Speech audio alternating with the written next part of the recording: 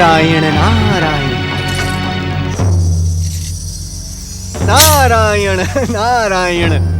ओम श्री महागणेशाय नमः। प्रणाम दैत्य माता। इस वन प्रदेश में मैं आपके दर्शन पाकर धन्य हुआ। आप तो देवताओं के ऋषि हैं नारद मुनि, प्रणाम तो मुझे करना चाहिए। प्रणाम। नहीं नहीं दैत्य माता नहीं, आप मुझे प्रणाम करके इस प्रकार मुझे लज्जित ना करें। आप मुझे केवल इतना बताएं कि इस वन प्रदेश में आपका किस प्रकार आना हुआ। क्यों? मेरे इस वन प्रदेश में आने पर कोई रोक है क्या? नारायण नारायण। नहीं माता, कोई रोक नहीं है, किंतु इस वन प्रदेश में आपकी बहन अदिति का आश्रम है। जहाँ तक मेरा अनुमान है, आप वहाँ आश्रम में जाकर अपने पति महर्षि कश्यप के दर्शन प्राप्त करना चाहती हैं। अनुमान लगाने में आप कभी भी चूक नहीं करते देवर्षि। दैत्य माता अदिति, इसका अर्थ तो ये हुआ कि अब आपके मन में अपनी बहन और अपने पति के प्रति द्वेष समाप्त हो गया है। हाँ देवर्षि, मैंने अपने महान पति और प्रिय बहन को जितना अधिक कष्ट पहुंचाया है, उसका मुझे बहुत दुख है। अपने दुष्कर्मों पर पश्चाताप और क्षमा याचना करने के लिए ही मैं वहां जा रही हूँ देवर्षि। नारायण नारायण। मुझे अपने कानों पर विश्वास नहीं हो रहा है। क्या दैत्य माता अदिति भी किसी से क्षमा मांग सकती हैं? ये बात तो मैं स्वप्न में भी नहीं सोच सकता। देवर्षि, सत्य को प्रमाण की आवश्यकता नहीं होती। यदि आप चाहें तो स्वयं मेरे साथ वहां चलकर देख सकते हैं कि मैं ऋषिवर और अपनी बहन अदिति से क्षमा याचना करने के लिए ही वहां जा रही हूँ। किस दुष्ट ने मुझ पर प्रहार करने का दुस्साहस किया? क्या उसे अपना जीवन प्रिय नहीं है? मैं उसे जीवित नहीं छोड़ूंगी। इससे पहले कि दैत्य माता अदिति का क्रोध ज्वालामुखी की तरह फूटे, तुम यहाँ से अदृश्य हो जाओ।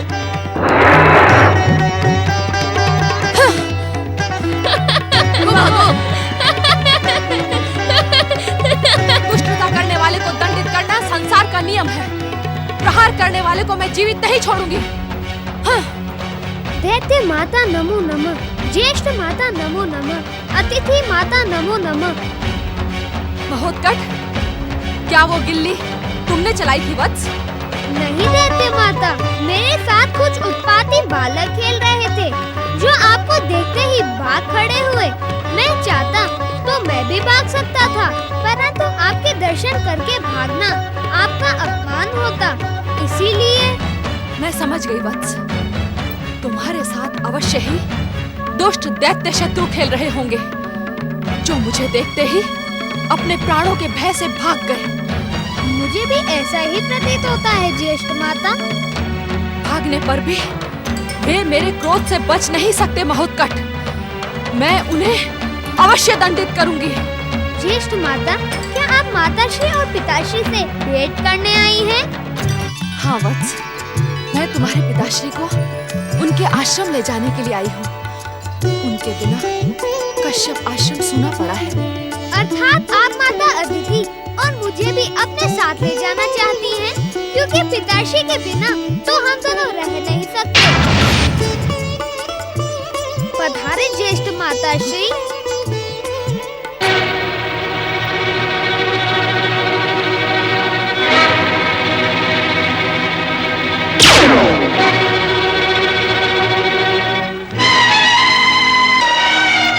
अग्निदेव, पवनदेव, क्या आप भी वही देख रहे हैं जो मैं देख रहा हूँ? हाँ वरुण देव, मुझे तो अपनी आंखों पर विश्वास ही नहीं हो रहा है। विश्वास तो मुझे भी नहीं हो रहा पवनदेव। जिन महोत्कट श्री गणेश को समाप्त करने का इस दुष्टादिति ने प्रयत्न किया है, वो अदिति आश्रम पहुंचकर न जाने क्या करेगी। सत्य वचन वरुण देव, दैत्य माता अदिति के स्वभाव से हम भली भांति परिचित हैं। अब तो मुझे भी महोत्कट श्री गणेश की चिंता हो रही है। यदि इस दुष्टा ने अदिति कुमार महोत्कट श्री गणेश को हानि पहुंचाने का प्रयास किया तो हम इसे अवश्य दंडित करेंगे। हाँ हाँ, महोत्कट की रक्षा करना हमारा कर्तव्य है। नारायण नारायण। देवगण, अब कुछ भी करने की आवश्यकता नहीं है। देव ऋषि, महोत्कट के गिल्ली के प्रहार से दिति का क्रोध जाग चुका है। वो भले ही इस समय अपने क्रोध को संयमित कर रही हो, परंतु समय आने पर उसके क्रोध का विस्फोट अवश्य होगा। नहीं नहीं देवगण, अब किसी विस्फोट की कोई संभावना नहीं है। अर्थात गिल्ली के प्रहार से पहले समय के प्रहार ने दिति को उचित व्यवहार करना सिखा दिया है। देव ऋषि, क्या समय का प्रहार दुष्ट को अपनी दुष्टता छोड़ने पर विवश कर सकता है? नारायण नारायण, कर तो नहीं सकता वरुण देव, किंतु अब दैत्य माता दिति ने यदि दुष्टता की तो अदिति कुमार उसे सद्मार्ग पर लाने का दंड अवश्य देंगे।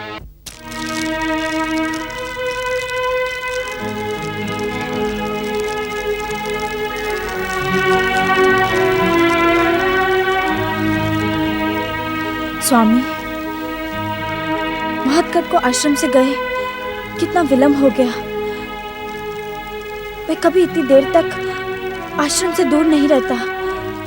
मुझे तो चिंता हो रही है, कहीं दीदी दिति हमारे महोत्कट के विरुद्ध कोई षड्यंत्र ना रच दे। तुम माँ हो ना अदिति, इसी कारण महोत्कट की चिंता कर रही हो। ये मेरे प्रश्न का उत्तर नहीं है स्वामी। जानता हूं, जो सारे संसार की चिंता करता हो उसकी चिंता हम क्या करेंगे। पिताश्री, माताश्री,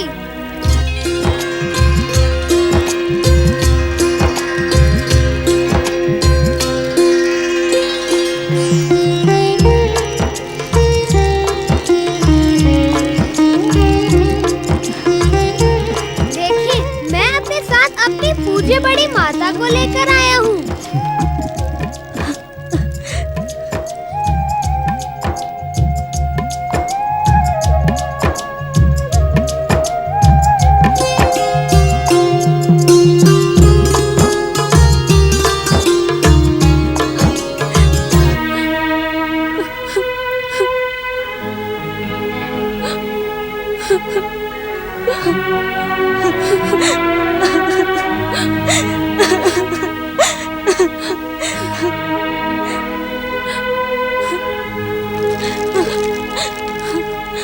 दीदी, आज तुम्हारा बदला हुआ रूप देखकर मुझे आश्चर्य के साथ अत्यंत हर्ष हो रहा है।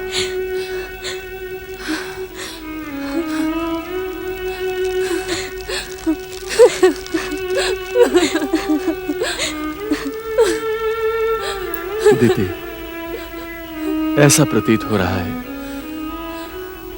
कि हमारे आराध्य परम देव श्री महागणेश की कृपा से तुम्हें सत्य का ज्ञान हो गया है और तुम्हारे हृदय में अपनी छोटी बहन के प्रति स्नेह भी उमड़ने लगा है। मैंने आपके प्रति अपराध किया है स्वामी।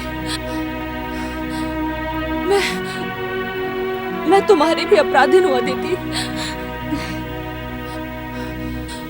मुझे तो क्षमा मांगने का भी अधिकार नहीं है। मन छोटा न करे दीदी, जो बीत गया उसे भूल जाएं। धैर्य रखें दीदी, पश्चाताप का निर्मल जल भयानक से भयानक पापों का अंत करके पुण्य में बदल देता है। आज तुम स्वयं चलकर क्षमा मांगने आई हो, इसी कारण हम तुम्हारे सभी अपराध क्षमा करते हैं।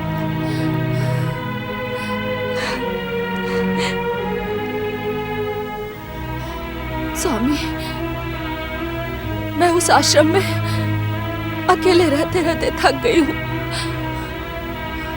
यदि आपने मेरे अपराधों को क्षमा कर दिया हो तो आप मेरे साथ अपने आश्रम में लौट चले स्वामी। पिताश्री, बड़ी माता ने जब मुझसे यही बात कही तब मैंने इनसे कहा कि हम सब आपके साथ कश्यप आश्रम चलेंगे, क्योंकि आपके बिना हम यहाँ रह नहीं सकते। आओ दीदी, तुम इतनी दूर से यात्रा करके आ रही हो, पहले कुछ जलपान और विश्राम कर लो, फिर बातें होंगी। नहीं अदिति, स्वामी ने तो मुझे क्षमा कर दिया है, किंतु मैंने अपनी ईर्ष्या के कारण सबसे अधिक दुख तुम्हें ही पहुंचाया है। जब तक तुम मुझे क्षमा नहीं करोगी, तब तक मैं अन्न जल कुछ भी ग्रहण नहीं करूंगी। हाँ दीदी। ऐसा कहकर मुझे पापी न बनाए दीदी। जब स्वामी ने आपको क्षमा कर दिया तो मेरे क्षमादान का प्रश्न ही नहीं उठता। जो स्वामी का कथन है वही मेरा कथन है। जो हुआ उसे होनी मानकर भूल जाओ दीदी। आओ। पिताश्री, क्या हम सब बड़ी माता के साथ कश्यप आश्रम जाएंगे? पुत्र महोत्कट, यदि परम देव श्री महागणेश की इच्छा हुई तो हम अवश्य जाएंगे पुत्र।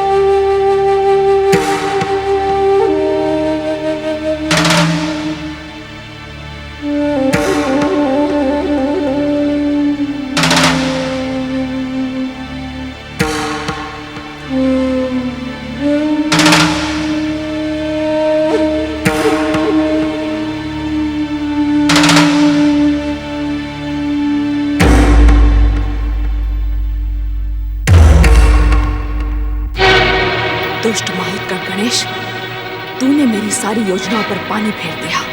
विरजा, उद्धत और उद्धर को तूने ही महागणेश की दी हुई दिव्य शक्ति से समाप्त कर दिया। अब तेरी मीठी मीठी बातों से ऐसा लगता है कि तू मुझे भी समाप्त करना चाहता है, परंतु तू मुझे भ्रमित नहीं कर सकता मूर्ख। मैं जानती हूँ कि गिल्ली का वार तूने ही मुझ पर किया था। यदि मैं सोते हुए तुझे समाप्त कर दूं तो तू मेरा कुछ नहीं कर पाएगा। सावधान दीति। चमत्कारी बालक महोत्कर्ष श्री गणेश को श्री महागणेश की दिव्य शक्तियां प्राप्त हैं।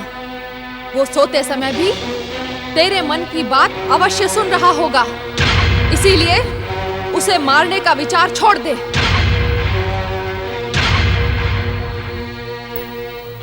यदि इसे महागणेश की दिव्य शक्तियां प्राप्त हैं, तो इस दुष्टा अदिति को तो नहीं है।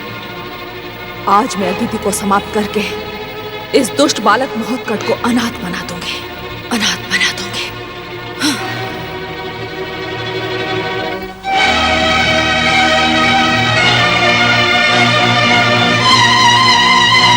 सावधान दैत्य माता। देवी अदिति और ऋषि कश्यप पर परम देव श्री महागणेश की परम कृपा है। तू उसका चाहकर भी यहाँ कुछ नहीं कर पाएगी। उल्टे तेरे ही प्राण संकट में पड़ जाएंगे। इस कारण शांत होकर सो जा।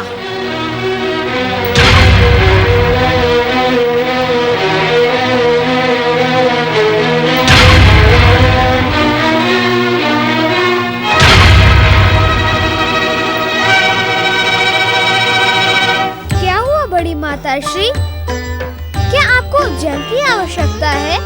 नहीं, नहीं, नहीं। मैं समझ गया। क्या समझ गए तुम? इस आश्रम के वातावरण में आपको नींद नहीं आ रही है ना बड़ी माताश्री?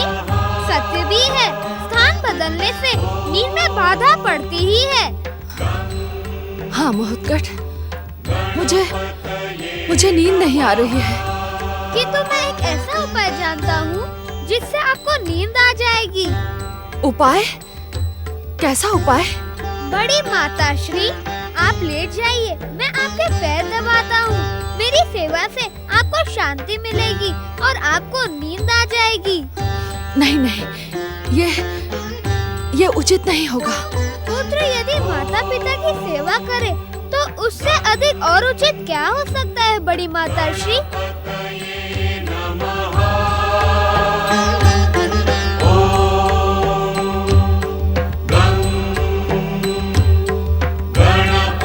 आप लेट जाइए बड़ी माताश्री।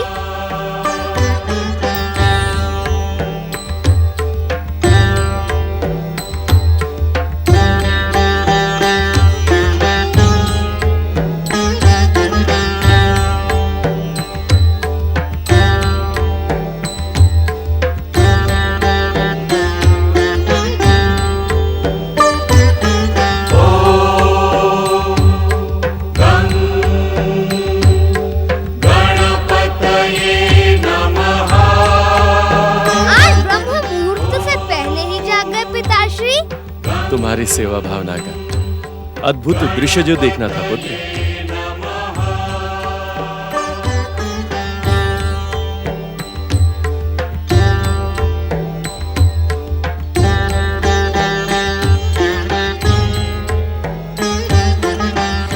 परमदेव श्री महागणेश की कृपा से दीदी का व्यवहार कितना बदल गया है।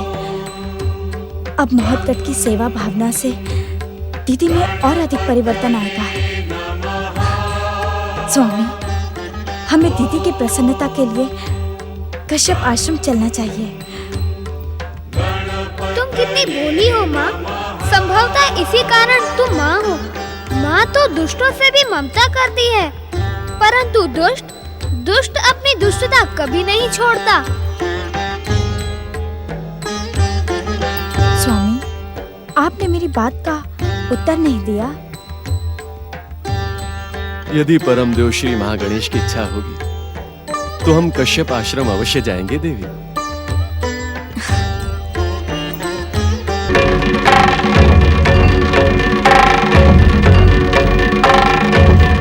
चतुर्मास प्रारंभ होने में अब कुछ समय ही शेष है। यदि चतुर्मास से पूर्व दैत्य जाति को जागृत न किया गया तो यह समय व्यर्थ हो जाएगा। परंतु क्या यह समय दैत्य जाति को पुकारने के लिए उचित होगा?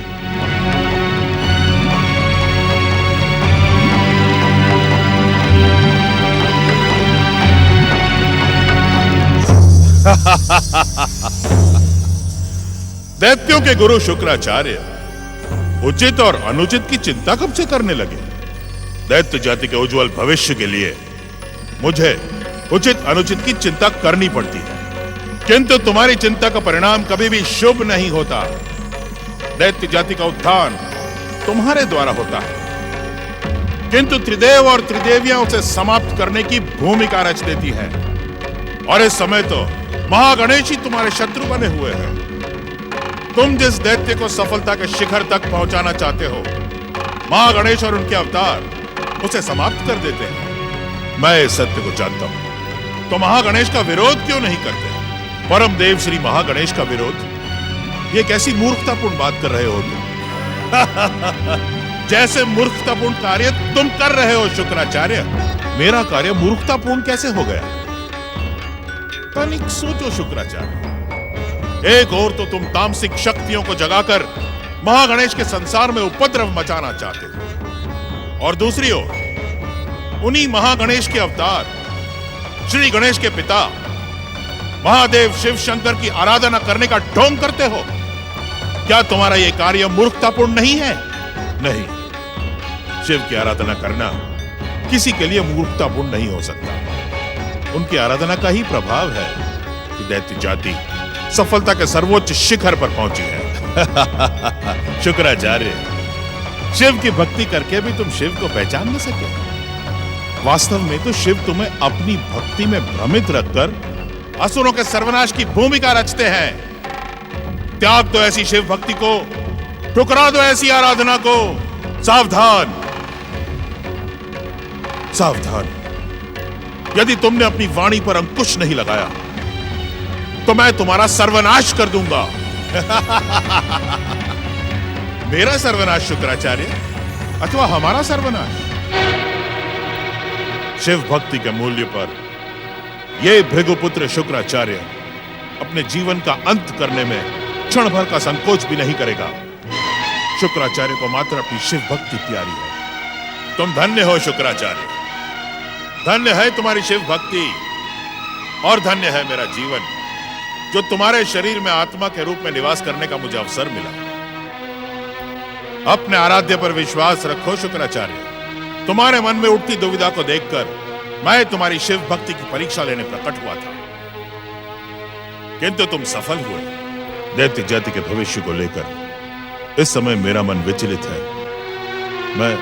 मैं निर्णय नहीं कर पा रहा हूं कि मेरा क्या करना उचित होगा। अपने मन की दुविधा को अपने आराध्य के चरणों में डालकर तुम वही करो शुक्राचार्य जिससे दैत्य गुरु का कर्तव्य पूर्ण हो। उस कर्तव्य की पूर्ति के लिए तो मुझे पातालवासी देवांतक और नरांतक को पुकारना होगा। यदि तुम्हारे मन में बैठे तुम्हारे आराध्य भगवान शिव तुम्हें आज्ञा दे तो तुम दैत्यों का आह्वान करने में विलंब न करो।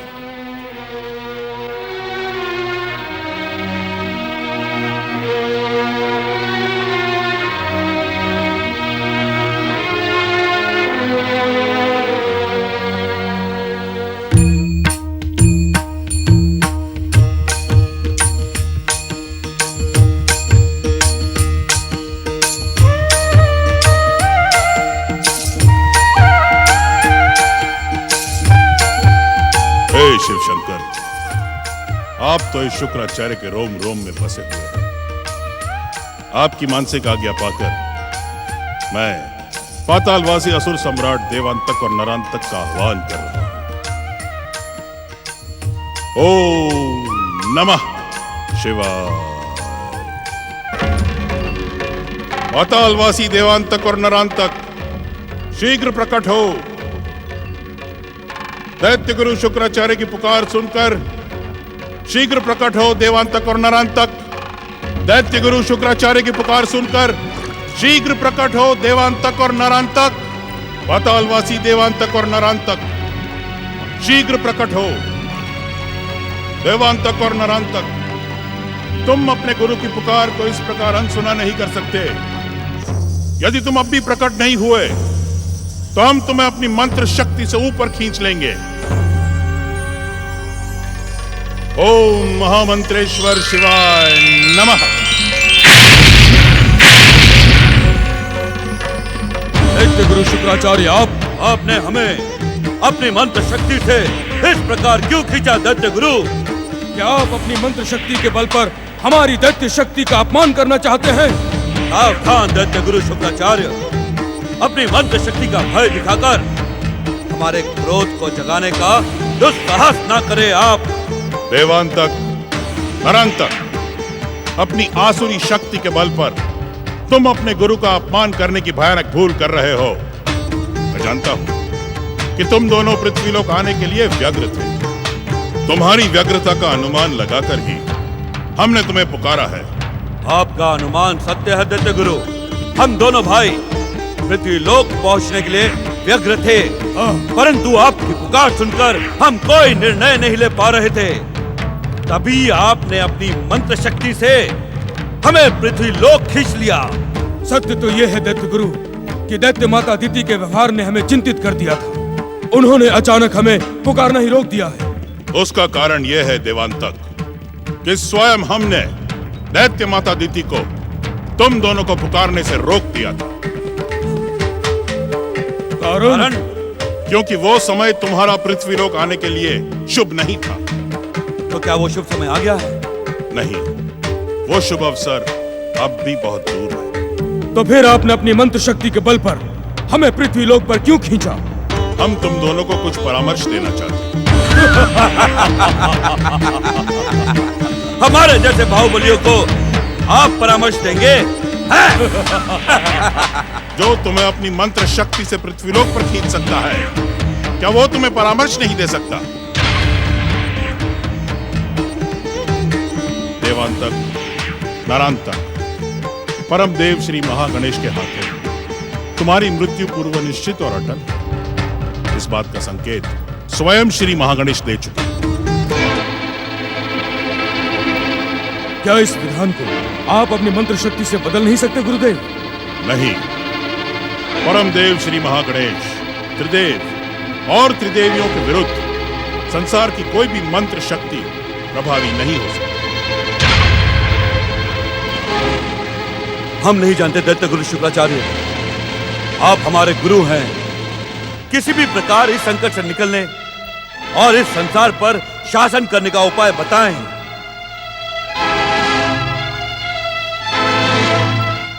एक उपाय है।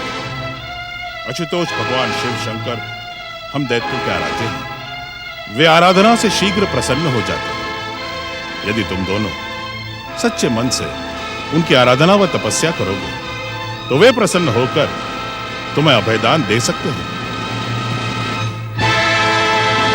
आप सत्य कह रहे हैं दैत्य गुरु। अपने गुरु पर संदेह करने की मूर्खता मत करो देवांतक। श्री महागणेश भगवान शिव के पुत्र के रूप में अवतार ले चुके हैं। यदि तुमने शिव शंकर को प्रसन्न कर लिया तो हो सकता है कि उनकी प्रसन्नता तुम्हारा रक्षा कवच बन जाए। हम आशुतोष भगवान शिव की आराधना सहित तपस्या अवश्य करेंगे। हमें आशीर्वाद दें दैत्य गुरु कि हमारी शिव भक्ति सफल हो जाए। हमारा आशीर्वाद तो सदा के लिए तुम्हारे साथ है। तुम दोनों इसी पर्वत क्षेत्र की दक्षिण दिशा में स्थित गुफा में भगवान शिव की तब तक आराधना करो जब तक वे प्रसन्न होकर तुम्हें वरदान देने प्रकट नहीं होते। तुम्हारा कल्याण हो। प्रणाम। नारायण नारायण नारायण, श्रीमन नारायण नारायण नारायण, नारायण नारायण। देवी अदिति का आश्रम धन्य है, धन्य है। इसी स्थान पर तो परम देव श्री महागणेश के अवतार महोत्कच श्री गणेश ने जन्म लिया है। किंतु आज ये आश्रम इतना सूना क्यों पड़ा है? नारद, इस बात का पता लगाना होगा। ओम परम देव श्री महागणेशाय नमः। नारायण नारायण।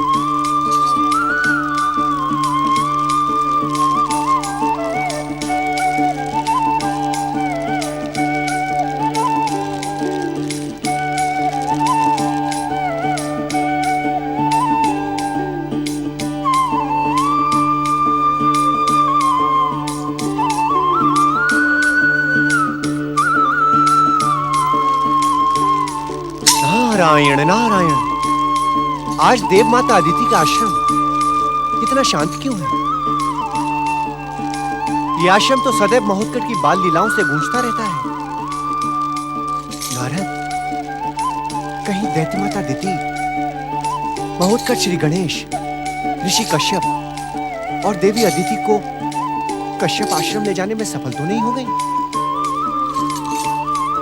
नारायण नारायण।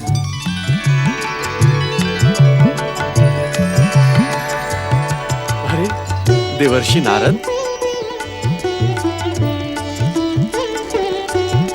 प्रणाम देवर्षि नारद। अहो भाग्य हमारे कि आप हमारे आश्रम में पधारे।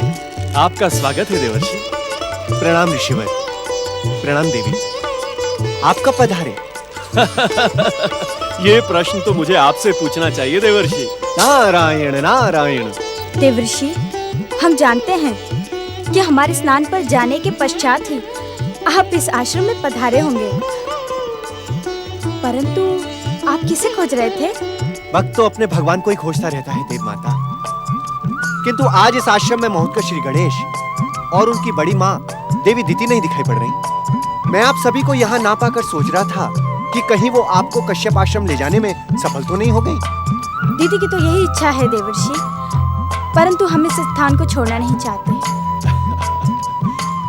ऐसा क्या है इस स्थान में देवी? इसी स्थान पर तो हमारी जन्म जन्मों की मनोकामना पूर्ण हुई है। हाँ देवर्षि, हमारे आराध्य परम देव श्री महागणेश की भक्ति ने इसी स्थान पर हमें महोत्कच के रूप में अपनी महान कृपा प्रदान की है। इस स्थान से आपका प्रेम स्वाभाविक है, किंतु नारायण नारायण, क्या दैत्य माता अदिति आपकी इस भावना का आदर करेंगी? अवश्य देवर्षि। परम देव श्री महागणेश की कृपा से दीदी का स्वभाव इतना अधिक बदल गया है कि हमें विश्वास ही नहीं होता। हाँ देवर्षि, दीदी के बदले हुए रूप को देखकर हम स्वयं चकित हैं। हमें पूर्ण विश्वास है देवर्षि कि दीदी हमारी भावनाओं का आदर करते हुए हमारे इस आश्रम को ही अपना निवास बनाएंगी। आपकी बात सत्य हो देव माता, किंतु नारायण नारायण।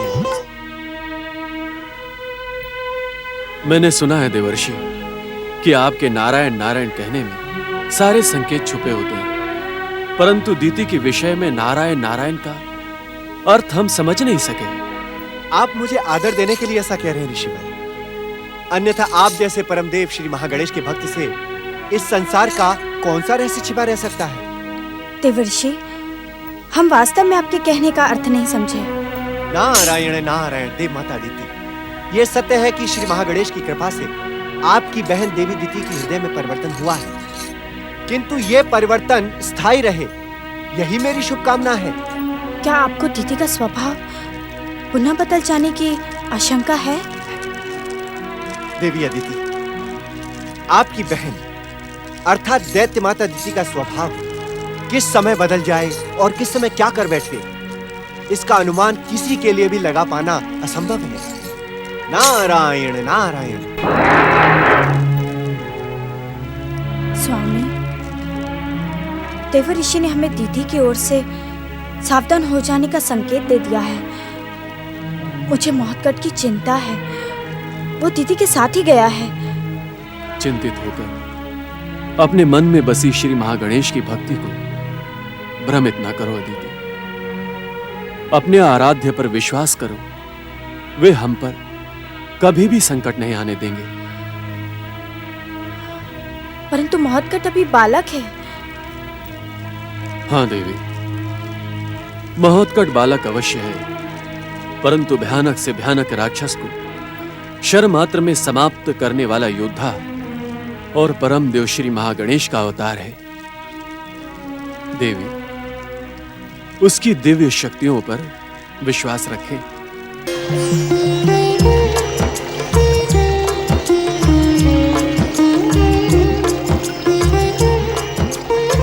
महारानी शीघ्र चलो, हमारे प्रिय गणेश को भूख लगी होगी।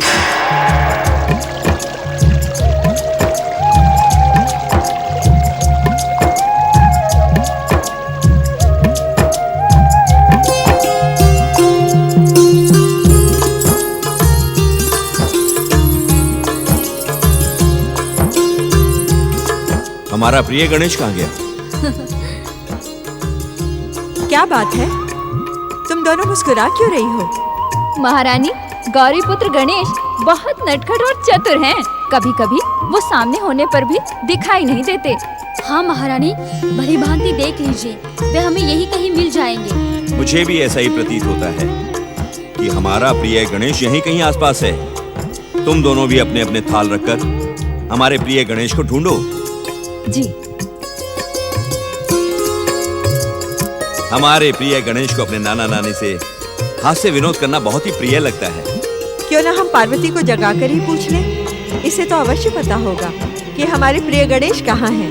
नहीं नहीं महारानी, पार्वती को जगाना उचित नहीं। हम स्वयं ही जाकर अपने प्रिय गणेश को ढूंढते हैं। चलिए महाराज। आइए। प्रिय गणेश, प्रिय गणेश, प्रिय गणेश, तुम कहाँ हो? प्रिय गणेश, प्रिय गणेश।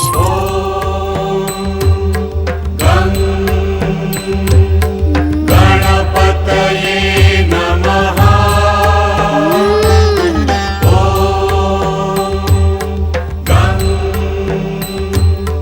गणपतये नमः।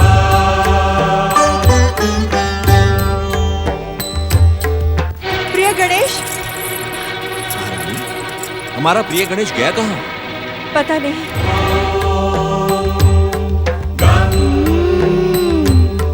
गणपतये नमः।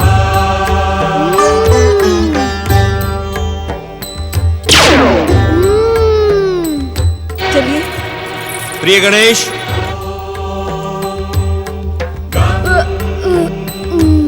प्रिय गणेश, कहाँ हो तुम? प्रिय गणेश, कहाँ हो तुम? प्रिय गणेश, प्रिय गणेश।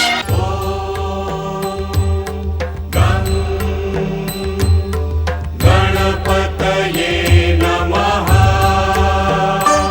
माताश्री उठिए, मुझे बहुत भूख लगी है। इतने बड़े हिमालय राज के महल में मुझे खाने के लिए कोई भी नहीं पूछता। उठो माँ, भूख के मारे मैं तड़प रहा हूँ। उठो माँ, उठो। अपने बालक की भूख का ध्यान माता के अतिरिक्त और कौन रख सकता है? आओ महाराज। प्रणाम माताश्री। प्रणाम माताश्री। जया, क्या तुम मोदकों के खाली पात्र यहीं छोड़कर चली गई थी? पुत्र गणेश को भूख लगी है, जाओ थाल को भरकर ले आओ।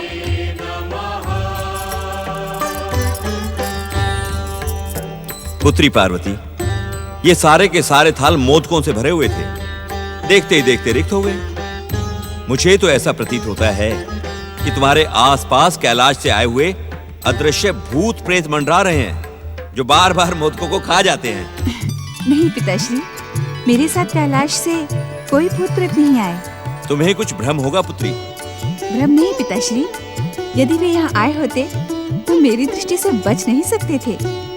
माताश्री, दासियों को मोदक लाने में इतना विलंब क्यों हो रहा है? लीजिए गजानन महाराज, मोदकों का प्रसाद ग्रहण कीजिए। माता, आपकी इस प्रिय दासी के वचनों से ऐसा लग रहा है मानो ये मुझ पर कोई उपकार कर रही है। मुझे किसी का उपकार नहीं चाहिए माता। प्रिय गणेश, तुम दासी की बात को अन्यथा ना लो। हम सब तुमसे विनती करते हैं कि मोदकों का प्रसाद ग्रहण करो, और यदि तुमने ऐसा किया तो ये हम सब पर बहुत बड़ा उपकार होगा। माता, नानाश्री मेरे पूज्य हैं, इनकी आज्ञा मानना मेरा कर्तव्य है, परंतु इनकी बातों से मेरे प्रति व्यंग झलक रहा है। क्या इन पर उपकार करके मैं प्रसन्न हो सकता हूँ? अब प्रिय गणेश को तुम ही मनाकर खिलाओ पार्वती, ये कठिन कार्य हमारे वश में तो नहीं है। चलो महाराज।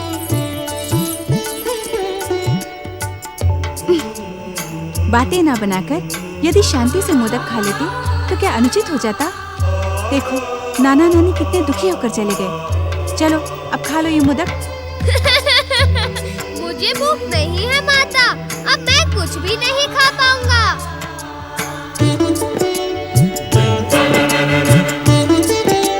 पार्वती पुत्र श्री गणेश, अदिति पुत्र श्री महोत्कट और श्री मयूरेश्वर, ये सभी श्री महागणेश की कल्याणकारी लीला के पात्र हैं। उनकी इच्छा के अनुसार ही अपना अपना कर्तव्य निभा रहे हैं। श्री महागणेश की लीला का रहस्य खोजना हर एक के लिए असंभव है। इसी प्रश्न के उत्तर को खोजने में देवर्षि नारद स्वयं ही उलझ गए। इसी उलझन के साथ आज वे स्वयं से बातें करते चले जा रहे हैं। दीनहीन नारद से कौन सा अपराध हुआ है कि परमदेव श्री महागणेश ने अपने दर्शन देना ही बंद कर दिया है? हे परमदेव, मुझे अपने परम पावन दर्शन दे प्रभु। हे प्रभु, मुझे क्षमा करें और मुझे दर्शन दे। हे विश्ववरदाय, मुझे दर्शन दे। नारद, नारायण नारायण। हे परमदेव, ये कैसा चमत्कार है? आपके आह्वान पर परमपिता ब्रह्मदेव के दर्शन। प्रणाम परमपिता।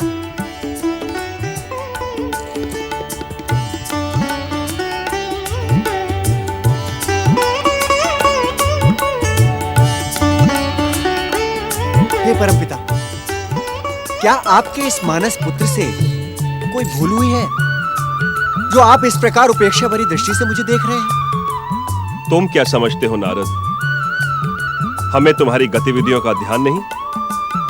तुम्हारा परम देव श्री महागणेश को बार बार पुकारने का उद्देश्य भी हम भलीभांति जानते हैं। नारायण नारायण। परमपिता, आप विधाता हैं, सर्वशक्तिमान हैं, त्रिदेवों में प्रथम हैं। आपके बारे में ना तो मुझे कोई भ्रम है और ना ही कोई संदेह। आपको इस संसार के हर रहस्य का ज्ञान होना ये तो स्वाभाविक है प्रभु, किंतु आप मुझे इतनी उपेक्षा भरी दृष्टि से क्यों देख रहे हैं? नारद, जब पुत्र अपने पिता को लंबे समय तक मुंह ना दिखाए, अपने शंका के समाधान के लिए श्री महागणेश को बार बार कष्ट दे, तो उसे उसकी भूल का ज्ञान कराना क्या पिता का कर्तव्य नहीं है? नारायण नारायण। हे परमपिता, अवश्य ही आपकी सेवा में उपस्थित ना होकर मैंने भयंकर भूल की है, किंतु आप दया निधान हैं। मेरी इस भूल को क्षमा करें परमपिता, मेरी इस भूल को क्षमा करें। हम जानते हैं नारद, तुम श्री महागणेश के अवतारों की जिज्ञासा लेकर श्री महागणेश को पुकार रहे थे, तुम्हारी जिज्ञासा का समाधान करना हमारा कर्तव्य है। नारायण नारायण, आप धन्य हैं परमपिता।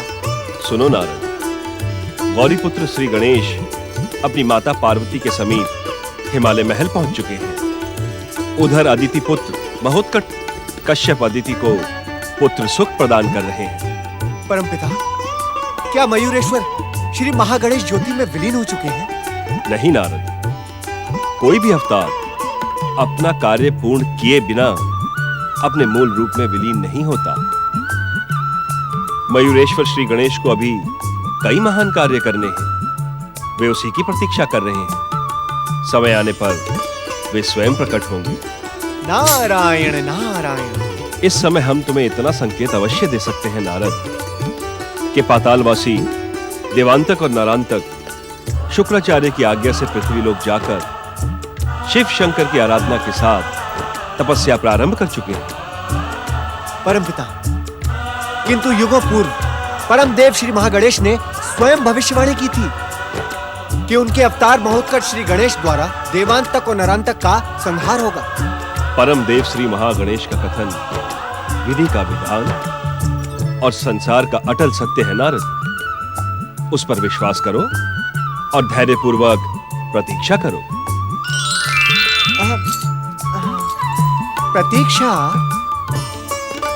प्रतीक्षा ही तो नहीं होती है इस नारद से परमपिता। नारायण नारायण। नमः शिवाय।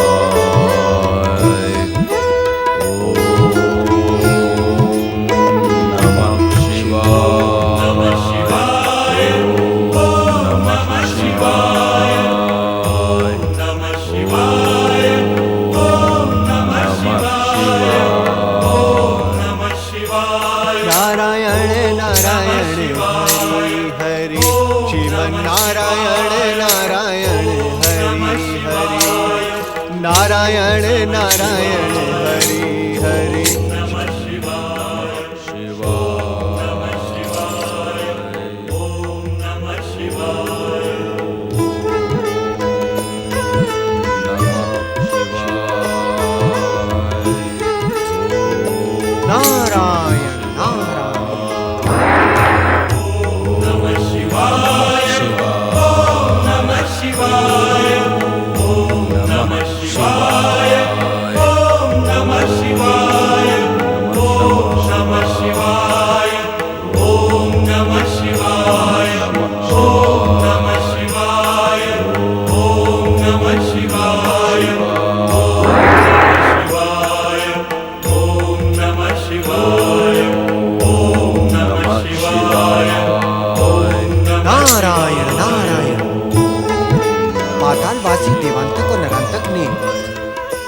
पृथ्वी के इस भाग को तपस्या के योग्य समझा। क्या ये दोनों नहीं जानते कि इसी पर्वत प्रदेश के दूसरे भाग में देव माता अदिति का आश्रम है? नारायण नारायण नारायण नारायण। आप इन तपस्वियों को पहचान रहे हैं देवगण? भले ही हमने इन्हें न पहचाना हो देवऋषि, परंतु हम इतना अवश्य जानते हैं कि ये तपस्वी नहीं असुर हैं। देवगण, असुर तपस्वी नहीं हो सकते, ये भ्रम आपके मन में किसने उत्पन्न कर दिया? देवऋषि, देवगणों, दैत्य जाति के इस लंबे इतिहास में अनेकों बार ऐसा हुआ है कि दैत्यों ने परमपिता ब्रह्मा जी की आराधना करके मनवांछित वरदान प्राप्त किया है। क्षमा करें देवऋषि, परंतु ये दोनों दुष्ट असुर तो ब्रह्मदेव की नहीं भगवान शिव की आराधना कर रहे हैं। नारायण नारायण। देवगण, क्या आप इतना भी नहीं जानते कि भगवान शिव ही दैत्यों के आराध्य है? अपने आराध्य की आराधना करने में आश्चर्य कैसा? आश्चर्य तो नहीं है देवऋषि, परंतु अब ये निश्चित हो गया है कि ये दोनों असुर महादेव की आराधना करके उन्हें प्रसन्न करेंगे, फिर उनसे त्रिलोक विजय का वरदान प्राप्त करके स्वर्ग पर आक्रमण करेंगे। यही तो नारायण नारायण, यही तो दैत्य माता अदिति और दैत्य गुरु शुक्राचार्य चाहते हैं कि संपूर्ण दैत्य जाति इस संपूर्ण पृथ्वी पर राज्य करे। दानव जाति भला ये शुभ अवसर क्यों छोड़ेगी? नारायण नारायण।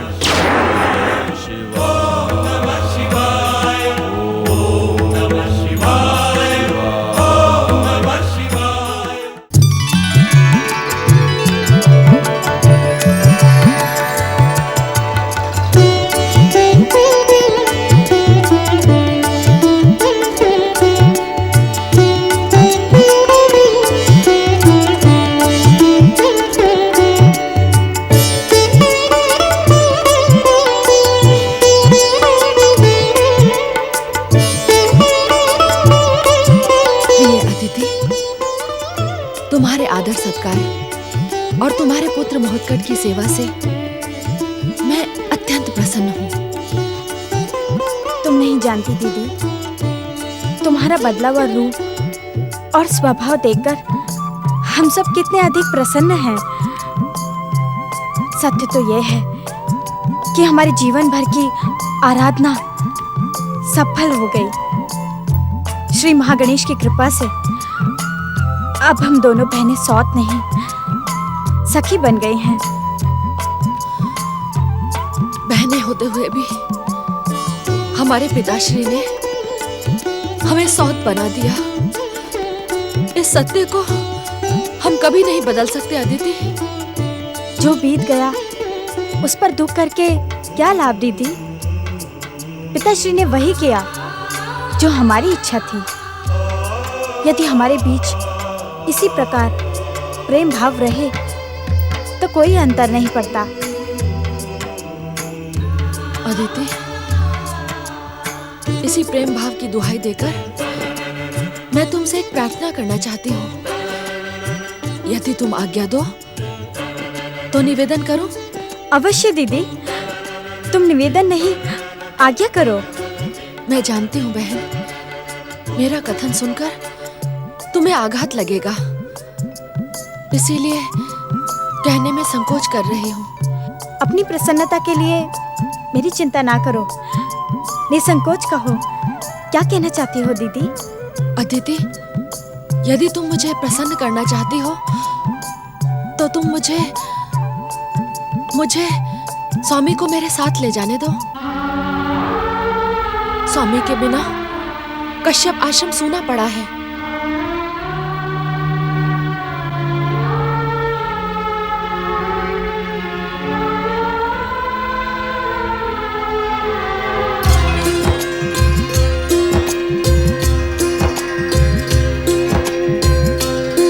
आओ पुत्र।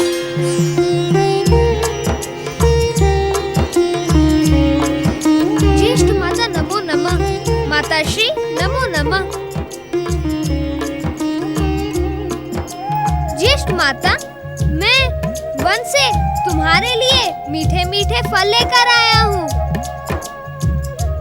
जानती हो ज्येष्ठ माता, यह फल लाने के लिए मैं स्वयं पेड़ पर चढ़ा था। पिताश्री तो विश्वास ही नहीं कर रहे थे कि मैं पेड़ पर भी चढ़ सकता हूँ। तुम तो कुछ भी कर सकते हो महोत्कट। परंतु पिताश्री तो मुझे रोक रहे थे। क्यों? मैं गजमुख हूँ ना ज्येष्ठ माता, इसी कारण पिताश्री सोच रहे थे कि मेरे स्थूल शरीर के कारण मैं पेड़ पर नहीं चढ़ पाऊंगा।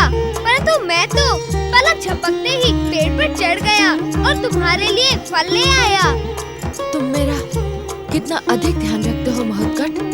आप भी मेरा ध्यान रखा करें ज्येष्ठ माता, मुझे अच्छी अच्छी बातें सिखाइए। अवश्य महोत्कट, अवश्य। मैं तुम्हें अच्छी अच्छी बातें अवश्य सिखाऊंगी। महोत्कट और तुम्हारा स्नेह देखकर मन अति प्रसन्न हो गया है। वन मार्ग में भी महोत्कट निरंतर तुम्हारी ही चर्चा करता रहा। ऐसा प्रतीत होता है कि महोत्कट को तुमसे बहुत अधिक स्नेह हो गया है। बच्चे तो भाव के भूखे होते हैं स्वामी। सच्चा प्रेम देखते ही उसी में रम जाते हैं। परंतु क्या? कहो ना, क्या कहना चाहती हो? कहना नहीं, मैं आपसे प्रार्थना करना चाहती हूँ स्वामी। कैसी प्रार्थना? स्वामी, आप मेरी प्रार्थना स्वीकार करके मेरे साथ अपने सूने कश्यप आश्रम चलिए। मैं यहाँ यही निवेदन लेकर आई हूँ।